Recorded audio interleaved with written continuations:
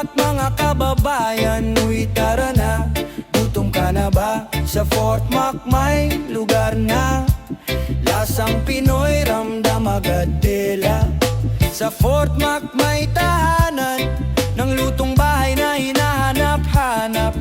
Pagbasok mo pa lang parang nasa Pinas kang ngiti ng staff.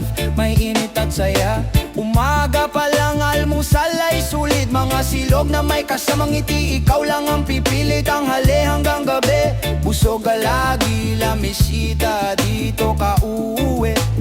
Kahit taga rito, bisita ka lang sa isang mesa. Lahat nagiging pamilya. La Mesita Restaurant, lasa ng Pinas, tunay at sakto ang lasa. Sizzling man pares, gotong Batangas.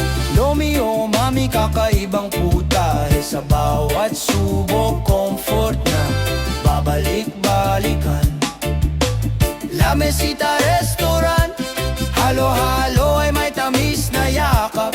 Simpleng sahog pero punong-puno ng sarap. Pagmamahal sa bawat subo. Budlel fight, sama-samang kwela. Kwento, tawa, sabay-sabay na saya.